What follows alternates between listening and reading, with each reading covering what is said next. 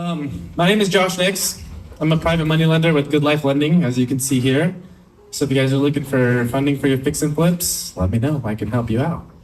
But enough about me. I actually met Grant 8 years ago. We were looking on Bigger Pockets to see our first message. And it was 8 years ago that we connect on Bigger Pockets. So it's funny because he's actually going to be speaking on Bigger Pockets soon. So it's kind of come full circle in a way. But I've known Grant over the years. He's been buying rentals left and right. I think he'll have a cool story for you guys. We were actually going to buy a rental in Beatrice, and we met up with him to see if he wanted to partner with us on the deal. We ended up not buying it, which I think we're glad we didn't. But yeah, so Grant's a good guy to know. I'm excited to hear more in depth of the story, but I'll hand it off to him.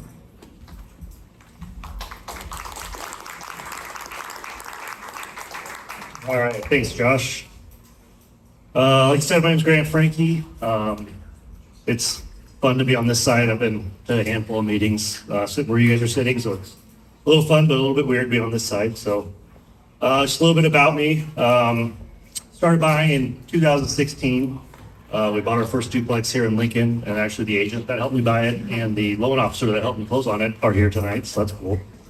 So I started buying in 2016. The reason I started buying was I was a conductor at the BNSF Railway. I hired out there in 2006, in February 2006. I don't know if you guys know anything about the railroad. It's a great job as long as you're single and you don't have any kids. After that, it gets pretty rough. So I got married to my wife about 15 years ago now. And it was okay when we were married and we could maybe move something in the railroad. But then once we started having kids, that's when everything changed. So I'm married to my wife Laura for about 15 years. We've got a 10-year-old Madeline and an 8-year-old Brendan. And then once they came to life, that's when we started thinking that we had to make a change. So the story of how I found real estate was I've always been somewhat handy, enough just to be dangerous. Like Kyle knows, my GC's here. So I've always been somewhat handy. So I was Googling around. I was like, well, what could you do for a handyman business? And somebody made a post that the best customers for handymen are landlords, because if you treat them right, you always stay busy with them. So I was like, well, that's a good idea. So I started Googling landlord handyman, and I came across a Bigger Pockets podcast where there was a landlord or a handyman who was doing stuff for landlords and then switched and became a landlord. He mentioned a book in that podcast, Rich Dad, Poor Dad, which I don't know if everybody here's probably read. If you haven't, you should read it. I stopped listening. I drove to Barnes & Noble. I didn't even wait for Amazon to deliver it. Read that book, and my life was changed after that. I was never really into reading, but I felt like that book was written for me. It was just changed how I looked at money, looked at life, looked at being a husband and a father. So yeah, so I left BNSF in 2019. So about 3 years after we started buying. I currently have 104 doors, and it's around $8 million in assets under management. And the properties are located between Lincoln, Seward, and Beatrice currently. So this is somewhat I'll be covering. The first three are kind of more mindset type of things. I'm a big mindset guy. So what's your why, setting smart goals, investing strategies, a little bit on finding and underwriting deals. I do manage all 104 doors of our portfolio. So I'm gonna go over some self-managing tips, specifically for people that are just getting started on kind of how to set that base up correctly and make sure you do it right. And then along with that, it's building your dream team, which is who's gonna help you run everything. So just to kind of get a temperature of the room, who here does not have a rental but is looking to get into rentals? Anybody? Okay, cool. Who has a rental up to 20 rentals? Okay, and then people above that, 20 rentals? Cool, okay. So I'll have stuff in here for everybody, but I'm glad to see there's a lot of newbies because of a lot of what I'm going to talk about is going to go back to when I started and kind of the foundation I laid, made sure we could get to the 104 doors fairly easily. Okay, so the big first thing is what's your why? Understanding your motivations. Why are you doing what you're doing? Why are you getting into real estate? The reason this is important is it's the foundation of success for what you do going forward. If you don't know why you're doing it, when things get tough, you're going to fall apart and you're not going to do it anymore. For me, my why was my family. I knew exactly why I was doing what I was doing. So anytime a toilet started leaking, a tenant called me at 10 o'clock in the night, like I knew what I was doing. I'm like, I'm doing this so I can be with my family more and not be at the railroad. So your why, it has to be strong enough to get you through the tough stuff, because anybody here who has rentals knows things are going to go wrong. Tenants are going to be crappy to you. ACs are going to go out when it's 104. The pipes are going to freeze. Things are going to happen. So having your why is crucially important on why you're doing it. So you want to do it to be financially free, extra income, retirement, all three of those are fine. That doesn't matter why you're doing it, but just knowing why you're doing it helps you get through the tough stuff. Like I said, this is my why. We take a trip every summer to Branson, do Silver City. My kids love water rides, roller coasters. So we're able to take a lot more trips since I'm not with the railroad, when they can tell me when I can have off and be off and all that stuff. So that's been huge. But this is my why, and that's what's kept me focused as I've been going on. So the importance of your why, it's direction and focus. Having a strong why provides you direction and helps you stay focused towards your goals. So in the beginning, the first 3 years where I was a conductor at the railroad, as well as having rental properties, there was times where I'd work the afternoon shift at the railroad, so that's from 4 to midnight-ish. So early part of the day, I'd go down to Beatrice, that's where I was started at. I'd be working on properties, doing things, and then drive straight to work from there. It's not the easiest thing, but I knew why I was doing it. Like I had it in my head. If we can get through 2 or 3 tough years, like I can see the light at the end of the tunnel. I've read the books, I've done the research. This is gonna work. It just takes 2 or 3 good years of work doing that. But same thing as motivation, resilience. Things are gonna go wrong. Stuff's gonna break, pipes are gonna freeze. But knowing why you're doing it, and it's not anything wrong with what you did, you know, it's not anything against you, it just things happen, but knowing why you're doing it makes that a lot easier for you. And then decision making. So this is more like a compass. So for me, my why was spending more time with my wife and my kids. So I wanted cash flowing properties, long-term cash flowing properties. I didn't care about flips, I didn't care about wholesaling. I wanted income that would last me whether I was sleeping, whether I was on vacation, whether I was actually working on a property. I wanted long-term cash flow. So what that did for me, my decision making, I knew that that's what I needed to focus on, was with cash flowing properties. And that's what we did. If you guys ever have any questions or comments or something, don't hesitate to raise your hand and ask them, because otherwise I'm just going to keep rambling on tangents. Okay, so I'm a big goals guy. So my wife and I, we set yearly goals, we set quarterly goals. We write them down on paper so they're real. There's something you can go back and track. So some of you may have a goal if you guys don't have a rental. Let's say you have a goal that you want to buy a rental property. That's a fantastic goal, like I love it. But you could have a more concise goal that is more definable, and that's where the SMART acronyms come in. So specific, it's clearly defined on what you want to achieve. Measurable ensures your goals can be tracked. Achievable, it's realistic. Relevant, so it aligns with your why, and it's time bound. So there's a set deadline. So if your goal is I want to buy a rental property, I would suggest your goal would be, I would like to buy a duplex in Lincoln that cash flows $100 a month by the end of the year. That's a definable goal that you can set, you can track, and it's attainable.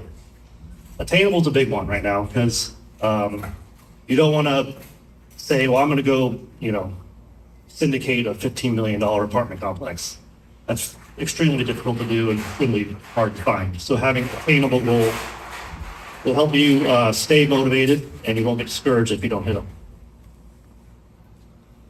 And then cultivating investor mindset. I like this quote by Jim Rohn, your network is your net worth. So attending meetups like this is huge. You talk to everyone you know about real estate is also important. You never know whose Aunt Susie wants to sell their duplex. When I first started out, I'd come to meetings like this. I messaged Josh on Bigger Pockets. I talked to anybody I could about real estate, and anyone that talked to me knew I was looking to buy real estate. It became who I was, and everybody knew it. And we've gotten a few good deals just by knowing people in the right place at the right time. Another big thing you can do is attend conferences. So there's different conferences you can pay to go to. Bigger Pockets has one. Better Life Tribe, which is Brandon Turner's. That's a really good one too. And there's a few other ones out there, but I suggest you do that because then you're going to network and you come home for those, you're all fired up, you get a lot of knowledge and information and networking at those as well. And then a couple things that I did when I was learning, I listened to so many podcasts, I don't even know the amount of hours. I would turn my car into like a classroom, just driving from Beatrice to work or home. There's millions of hours of podcasts out there with all sorts of information that are free to you to have. So take advantage of those. Okay. So this isn't anything new or like fancy or really anything new for real estate, but a lot of you probably know what a BRRRR is. It's a coin that, or term that was coined by Brandon Turner and David Green. It stands for buy, rehab, refinance, repeat. This was a process that was really popular the last 3 or 4 years because money was cheap, tenants were everywhere, properties were cheaper too. So you could buy a property, kick the tenants out, renovate it, raise the rents, and then you refinance the money and get it right back out. It's a very popular way of doing it. We've done it a handful of times. But right now, with the cost of money, cost of goods, and the tenant environment right now, we've kind of converted to a slow BRRRR, so we're not doing it as fast. We buy a property that breaks even at minimum at purchase after underwriting. And then as a unit comes available naturally, we'll renovate the unit, raise the rents, and get a new tenant in there. We've switched personally right now to not wanting to aggressively raise rents. We've had a really good 5 years of rent growth for anybody that has rentals right now. It's been spectacular. That's going to start tapering off now. There's a lot of units that are newly built that are coming online. So my advice to you, if you do have rentals, is you can raise rents, just don't expect you're going to get 2020, 2021 rental raises right now. There's a lot of different options for them to look. So if we have a tenant in there that's paying rent, taking care of the place, we're just going to leave them be until it naturally turns over. And then after the couple of years, you can go back and refinance once hopefully debt is a little bit cheaper for us as well. So, and then you just rinse it up and repeat it. Underwriting deals. This is one of my favorite quotes in real estate. You make your money when you buy. It seems counterintuitive that you're going to make the money when you sell the property, but there is absolutely nothing you can do to the property to change what you paid for it. You can't renovate your way out of a bad purchase. You can't raise your rents out of a way of bad purchase. The market is probably not going to save you from a bad purchase. So the most important number that you have in real estate is what you paid for it. Do not overpay for properties.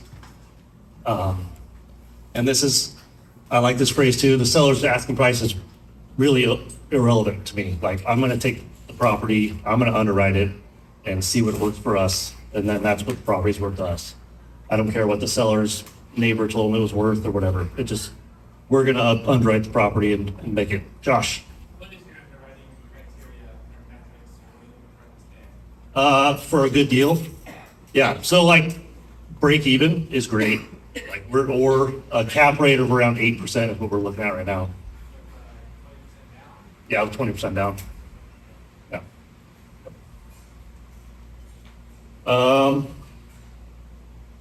As far as like parameters for when we underwrite, we often take, so we have here, let's say you have a rental at, it's $1,000 a month. We take 15% off for anything else for vacancies, maintenance, and capital expenditures. So that leaves you with, wife's an accountant, $850. Okay, so that leaves you with $850. And then you can take your mortgage out from that, your insurance, your taxes, and all that. And then that's what you're left with your cash flow. So we're fairly aggressive in our underwriting, we make sure there's enough padding there for it to work. But back to when you make your money, you buy, like the initial purchase, that sets your foundation for your entire investment. Like I said, you cannot renovate your way out of a bad purchase. Yeah. And like I said earlier, I'm a cash flow investor. I don't hope for appreciation. I buy for cash flow on day one or break even. And I'm 100% positive I've lost out on some killer deals in the last 4 years because they didn't pencil out on day one. But I'm also very positive I've slept better at night because I'm not waiting for the market to get me back up and make it better. Proper due diligence. Our hope is not a strategy, so that's like I said, you can't just wait for the market to hopefully rise and lift you up. You got to have the foundation there when you get it. And the proper due diligence can save you money on the front end. So that's, when you hear due diligence, you always hear of like inspections, titles, all that sort of stuff. But you can also do that with your underwriting. So there's been a few times we get a deal that the seller gives us the marketing information. They get so much in rent, so much in expenses. And then once we get it under contract, we're able to get the tax return and some more information. And, you know, they weren't maybe doing it on purpose, maybe they weren't, but those figures may have been off a little bit. So when you're under contract, you do due diligence, make sure you do financial due diligence as well. Off market, so diamonds in the rough, a vast majority of our portfolio has come from off market leads. Sorry to my agents in the building, but we just build really good relationships with sellers that way. Personally, that's how I have found success. We do a lot of direct mail. We haven't done like mass scale direct mail. It's more of like stuff that we print out. We handwrite the envelopes and ship them out that way. I find like we have a fairly good return rate on those rather than the mass mail marketing that a lot of people get. So we emphasize that we're real estate investors, not an agent. We're just like them. We're trying to grow our portfolio. We stay persistent but respectful. This is like a small version of what it is, but I put in there the name, the address, and I clarify I'm not a broker, I'm not an agent, I'm just an investor like you. I want to purchase your property if you ever want to sell. And then I include the picture of my family just to kind of make it a little bit more personal. So like a couple success things we've had from direct mail. I love the market of Seward. It's a great town for investing. I sent a letter to all the owners that had buildings of more than 6 units in Seward. We got a call back from a guy. We ended up buying 3 sixplexes from him. Super smooth transaction. It was great. We showed up. We did what we said we were going to do. We closed. Everything was great. And then since it went so well, the 28 months after that, he sent us three more sellers that were trying to sell their properties. So we were able to get another 20 some units just from that one letter we sent and that one relationship we built with the seller in Seward.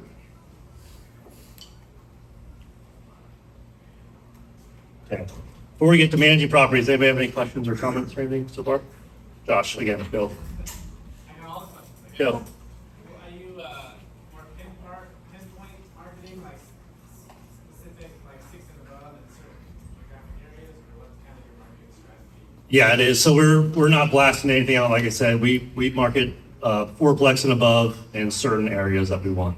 So, and then if we find like Joe Smith has a fourplex here and he's got a bunch of other stuff, then we'll be like, hey, you want to sell any of your portfolio? You know, we talk to you, but we definitely we're laser focused on the areas we want to be and not just blasting everybody with, not purpose built duplexes, that sort of stuff. We want the brick fourplex, that sort of thing. Also, what would you say for people that listen to a million hours of podcast? What do they do after they learn all this stuff?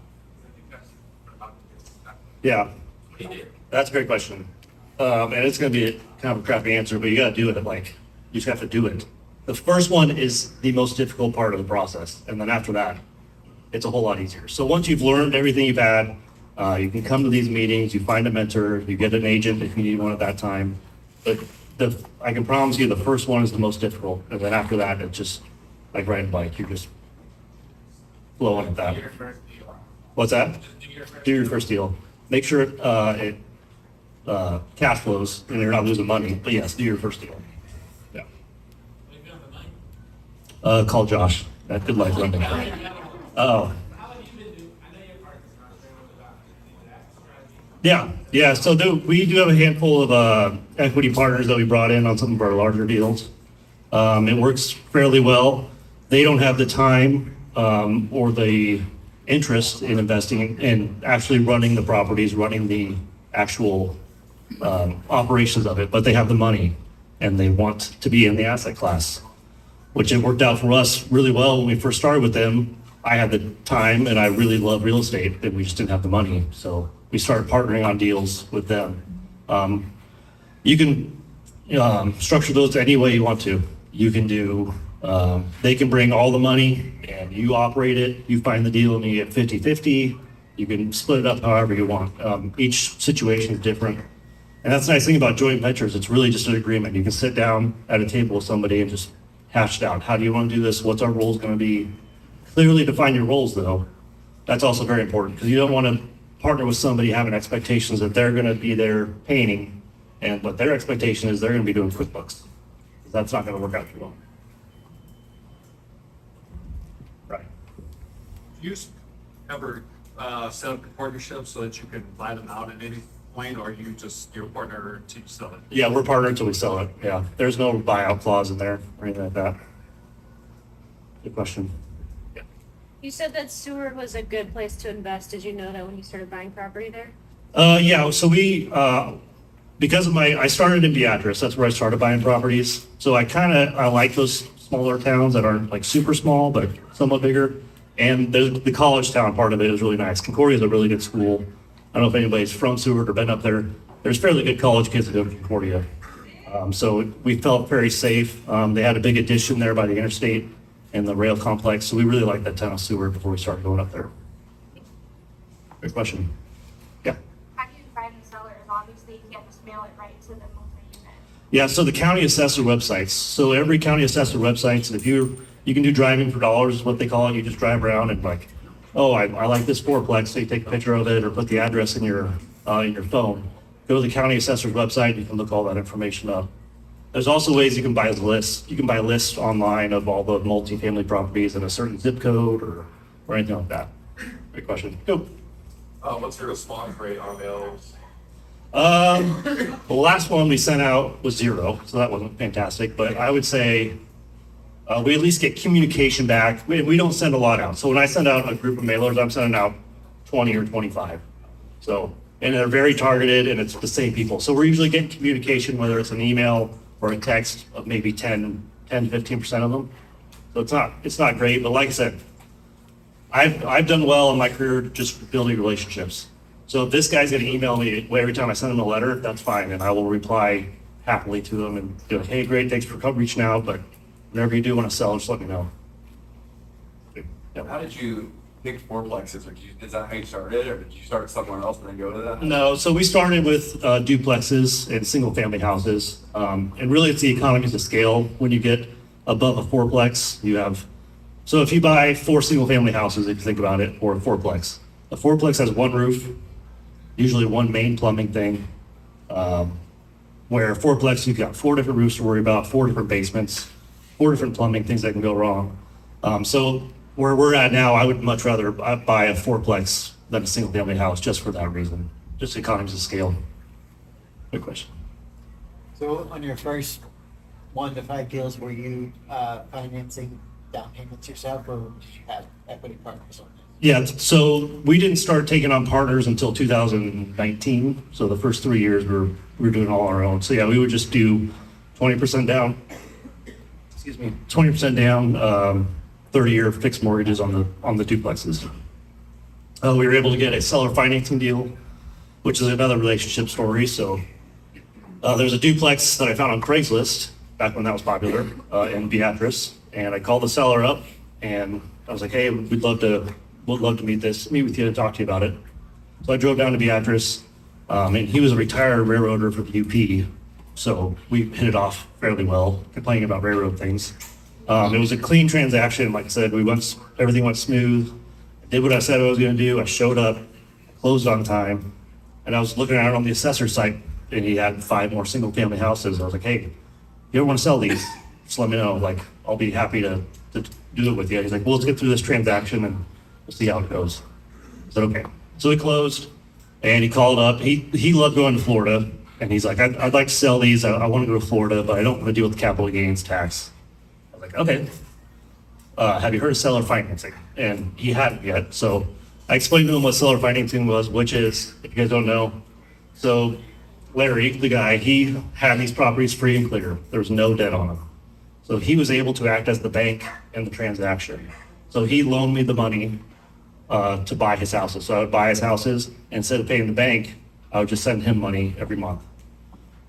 So that spreads out the capital gains tax for him. He can go to Florida and play on the beach and do whatever he wants to do and still gets his monthly money. So I was able to tell him, like, hey, you're still going to get your check. It's just going to come from me, and you don't have to worry about the tenants anymore, which sold him on that pretty well. Still have those today? Yeah, I do have those 5. Yep, I do. Okay, Larry? No, so good. That's a good story too. Okay, so Larry called about because he was a real estate guy, so he still had the bug, and he's like, "Hey, I found something I want to buy." I'm like, "Okay." He's like, "I need you to go refinance those properties, and we can close this loan out." So I said, "Okay." So I went to Jim, and we refinanced those 5 properties, and we had done the improvements on them, like the slow burn method. We improved them and raised the rents. That when they appraised out, we were able to refinance. 2 of them were paid off, and the other 3 went on to 30-year notes. So we had long-term debt on those 3, 2 free and clear properties after that. Good question. What did Larry buy? 2 condos in Lincoln. Kind of boring.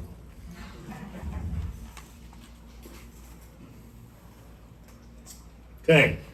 Now we'll kind of go into self-managing properties. Is it for you? That's the question I put. It's not for everybody. It's not for the faint of heart. Everyone's goals are different. For me, I did it out of necessity at first. I was investing in Beatrice. I don't know if anybody here invests in Beatrice, but there's no property management in Beatrice that's worth a darn. So I did it out of necessity. I saw what was going on down there. I was like, there's no chance that I can't do this better than what they're doing, even if I'm working at the railroad still. So I started building systems and processes and automating what I could. So we'll go through some of this, but like a property management software you could buy, there's tons of different ones. There's a free one like Stessa, I think it's called. We have Buildium, which is like kind of a mid-tier one. And Appfolio is a really big one. They go bigger and bigger and bigger. But those you can buy, or you get the free ones. Rent collection, application process, showing coordinators, accounting, maintenance orders, all that can be in there for you. The big thing is just setting up your processes and your systems from the get-go. So a couple of my tips, the big one is if you're unhappy, your system's broken. And I tell myself that too, like if I'm upset about something, there's something that needs to get fixed in the business right now. Because there's no reason with all the technology and all the services out there that I should be stressed out about managing properties. Start your management with the end goal in mind. That was really beneficial for me in the beginning because as I was managing these properties and working at the railroad, I knew that I didn't want to just start something to give myself another job. I wanted to create a business that was self-sustaining and automated. So as problems were coming up, I'm like, all right, how can we fix this? How can we make it work better? How can we take it off of my plate and put it on somebody else's? And those are the systems and processes that we built. Yeah, the big thing is, and even with your investing, start with the end in mind. Don't start just because you're like, I need to buy a rental. Like start with your end in mind. What are you trying to do? Why are you trying to do it? Have that end goal in mind, and it makes the whole journey a lot easier and more enjoyable. Some self-management technology that I used in the beginning, and still do some of it as well.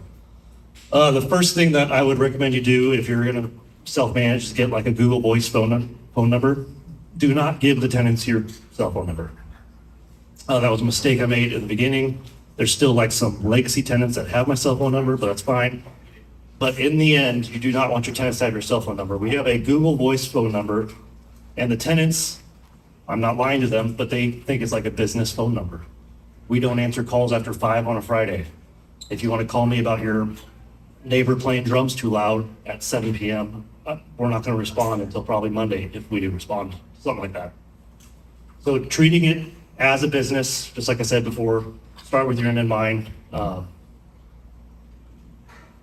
Again, I'm not trying to deceive the tenants, but they think they're renting from a larger company than just Grant Francke.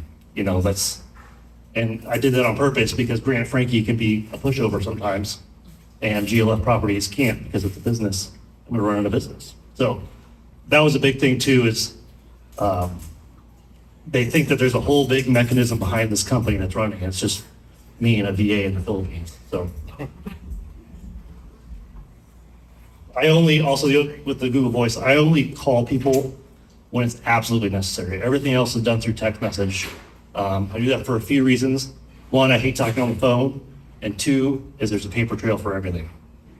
It's a very, as most of you probably know, a very litigious society we live in. So having paper trails on everything is very, very helpful. All right, leveraging some other technologies. So we do not accept anything but online rent payments. And I would suggest you do that same thing as well.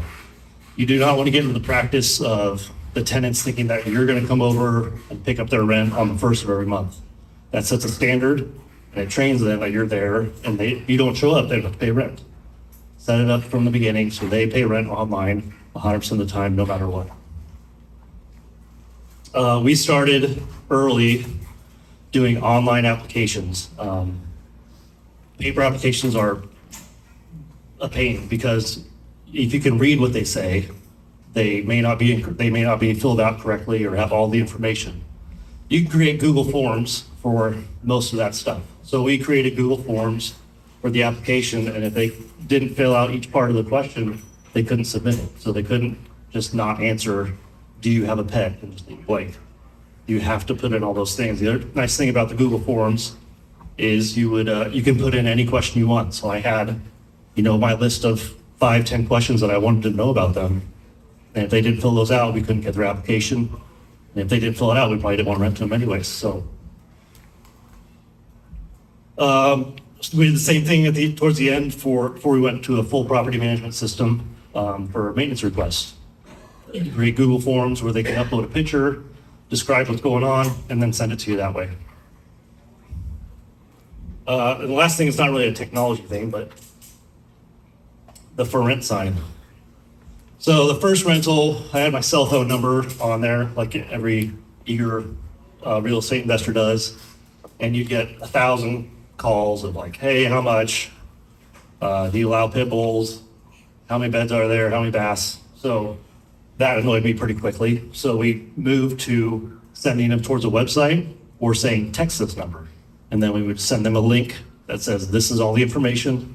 Here's the link to the application. If you'd like to apply, please do. That creates it cancels out the tire kickers and really starts the process of weeding out tenants that wouldn't want to rent the property or couldn't qualify the property as well.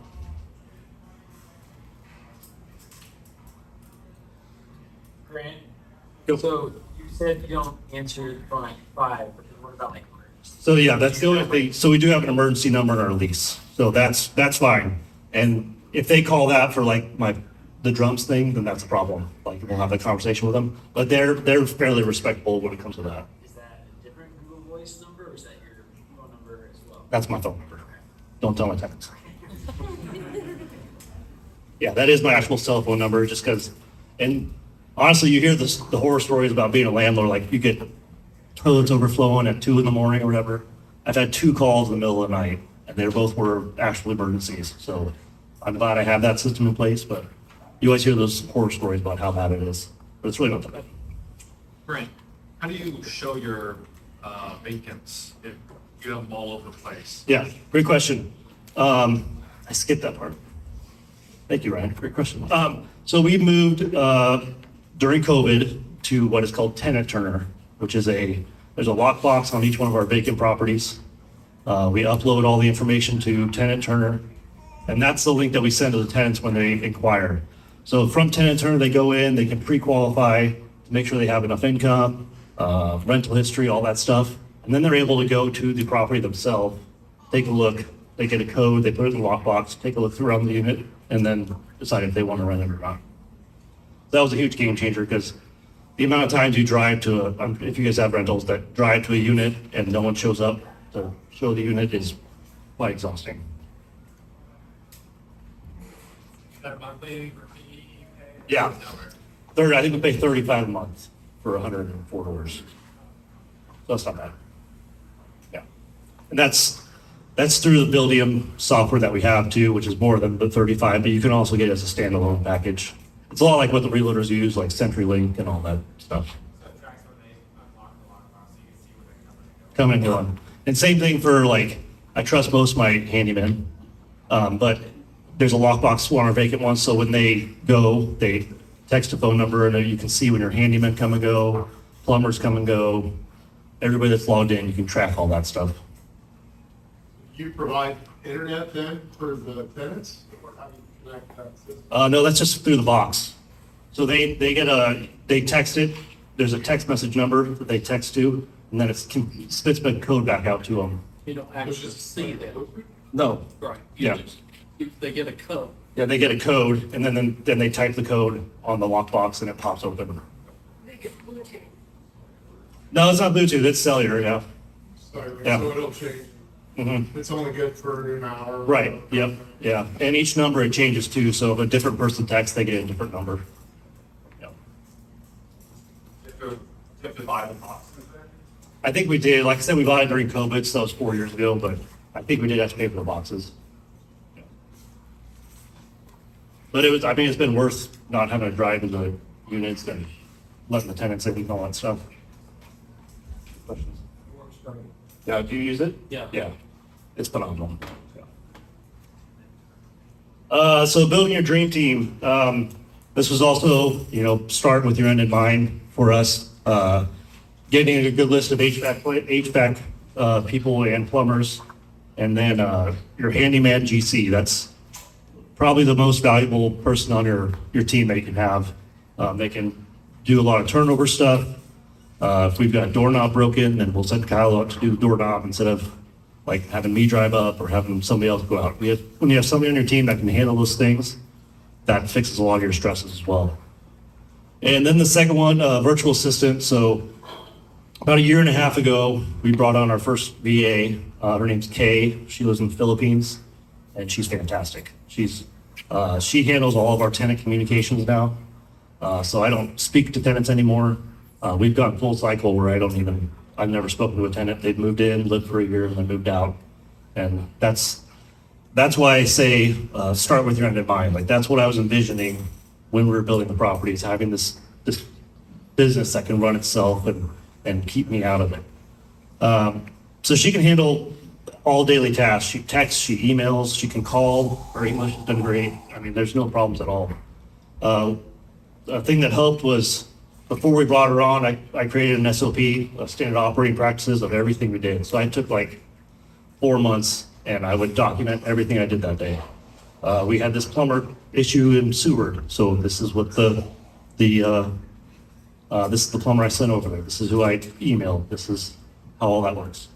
We had a vacancy over here, so this is how I uploaded video or upload the pictures and upload it to Zillow. So I created that whole SOP, and then once she came, I just gave it to her, and she took a couple weeks to get it figured out. But it's been a great thing, and I think we waited probably 1 year too long to do the VA. That would have been more beneficial 1 year before.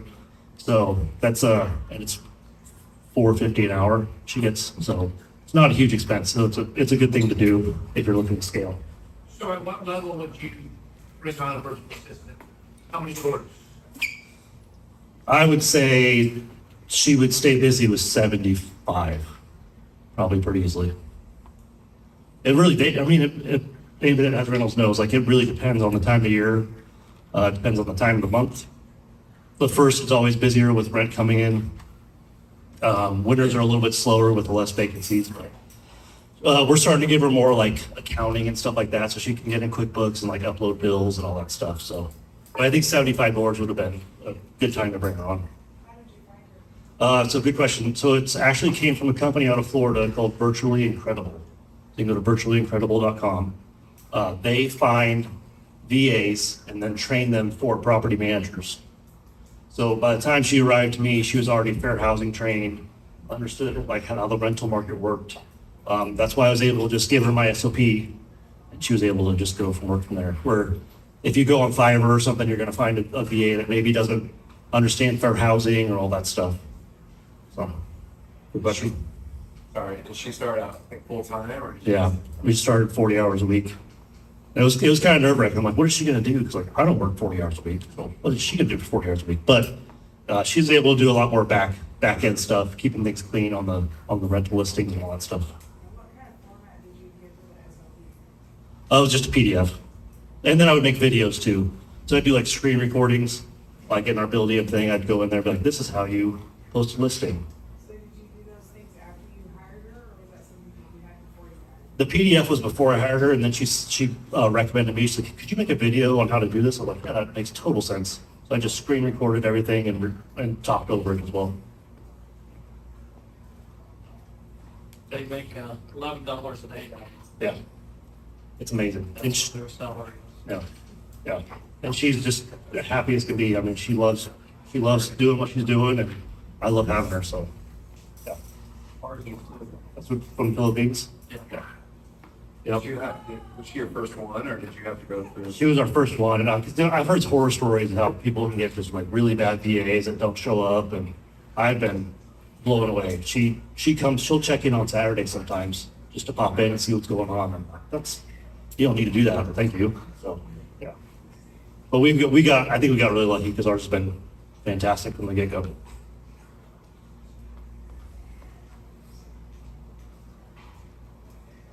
Okay, so what's next? Kind of talked a little bit about this earlier with, we started in 2016 and 2019, we did our first joint venture. They work out really well because, like I said earlier, you either have time or you have money. Which one do you have? Which one do you want to add to the equation? We had the time in the beginning, we didn't have the money. So we found our partners, and they really wanted the asset class, and we wanted to scale up quickly to get out of the railroad, and it worked out really well. The bottom one is a syndication. That's like the next level of real estate investing. We've invested in a couple syndications, but we've never ran one. What a syndication is if I was going to buy a $15 million property, I would be the GP, the general partner, and then people could invest in the property as an LP. So that's the extreme passive way of investing in real estate. And there's some people local that do it. KL Capital does a good job, and there's some people up in Omaha, but that'd be your top level of investing. So, that's so my name. That's my actual cell phone number. If you want it, don't give it to my tenants. And then that's my email address if you ever want to reach out. Like I said, I'm a big goal guy. So my goal this year was to write a book. So I wrote a book, and it's now on Amazon. So if you want to check out the book, you're welcome to. Any questions?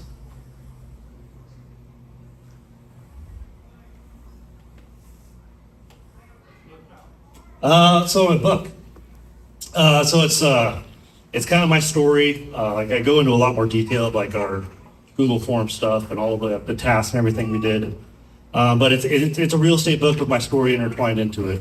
The part that I thought I was just gonna write another real estate book, and I got that part done. The part I really got passionate about and really enjoyed was the mindset part, like the goal setting, finding your why. And I didn't really, I was looking back, I didn't really realize how much of an impact that had on my journey.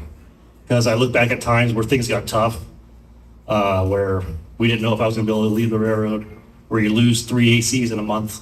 And just knowing my why of why I was doing it helped me get through it. So, yeah. What are your thoughts about short-term versus mid-term versus long-term?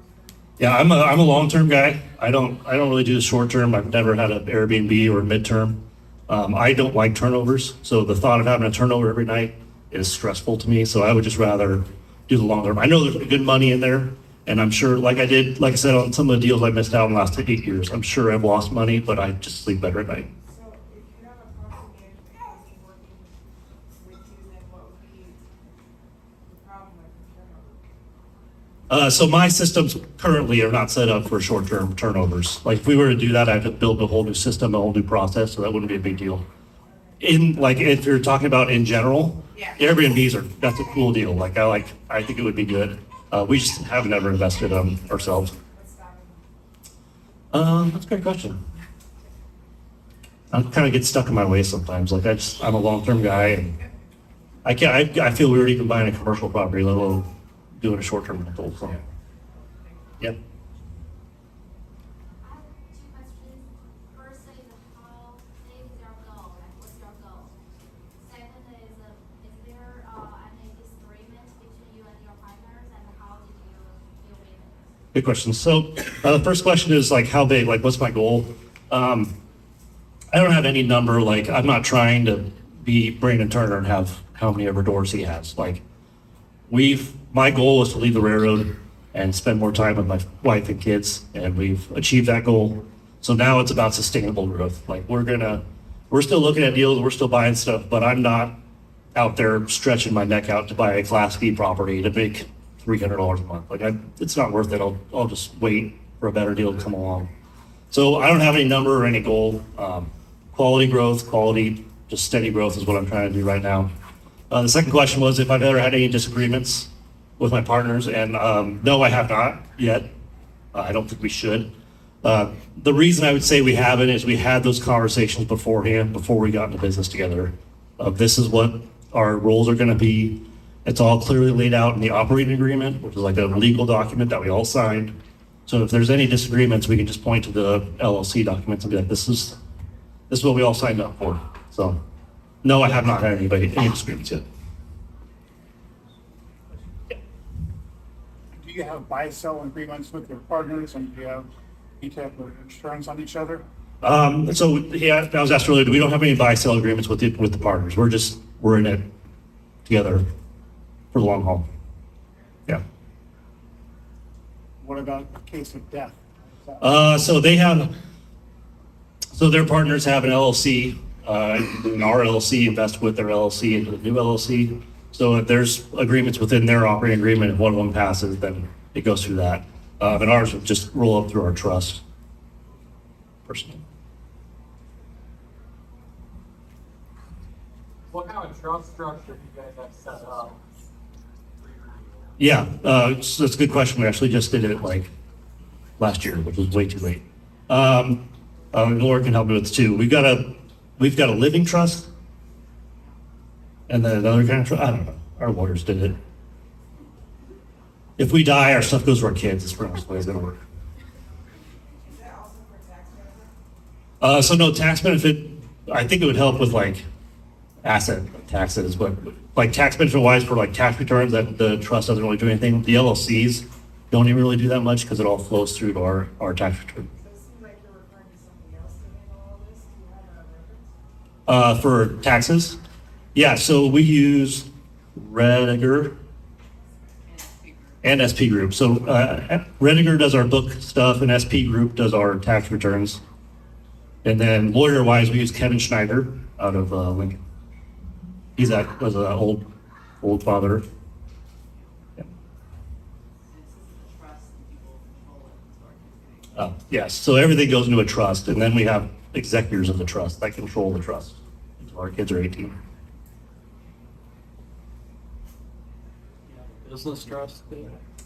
No, we don't. We do have business trust, do we? We have a business LLC, like we have the holding company, and then we have our property management company LLC as well. So. Provisions in place that they can't sell the business for a certain point in time. Yeah. And so our kids have a decision-making power. What was the transition out of BNSF for your family? Like, what did that look like? What was the timeline?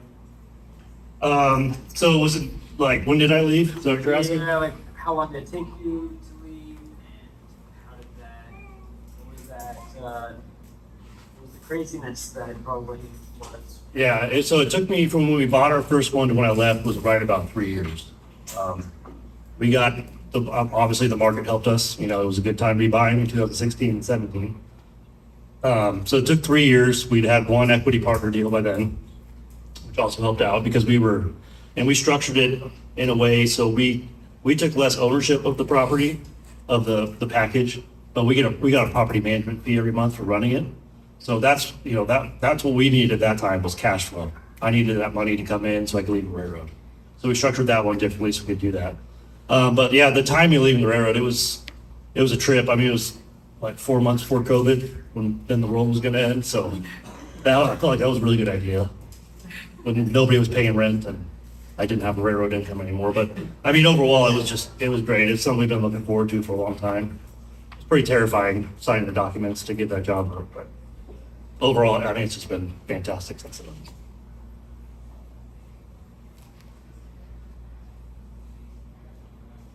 it be better to have more doors at a lower rent so you can fill them out more?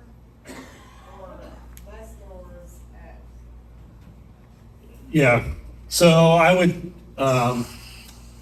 personally, where we're at, I would say less doors for higher rent. More doors means more work. Lower rent means less quality tenants. Where you have more doors and less doors and higher rent, it'd be different. Yeah, we do. We do have some Section 8. I mean, Section 8 gets a bad rap, but some of our best tenants are Section 8. You have to screen them just like the regular tenants. So we do background checks and credit checks on all of our tenants. We do that for the Section 8 people too. So they're treated no differently. Their just money comes from the government. right, and so you're guaranteed rent on just Yeah, or a portion of rent. Yeah. We don't have any that takes care of the full amount. Usually 50 to 60%. so there's nothing from your experience that would steer you away from No, as long as you screen them just like any other tenant. As long as you do your background checks and credit checks, we don't shy away from it. Do you have a CPA that you use? Yeah, that is the SP group. That's who we use. Yeah. SP, just SP group. Yep. And Austin is our guy there. That's who we use. When do you plan on buying the condos from Larry? I saw it finance. He said, so I talked about that. I was like, because when I sold these, I was like, this is kind of a lot of work for me. Like, when are you going to sell me these condos? And he said he's going to hold those till he dies, so he doesn't have to pay the capital gains. I was like, all right, I get it.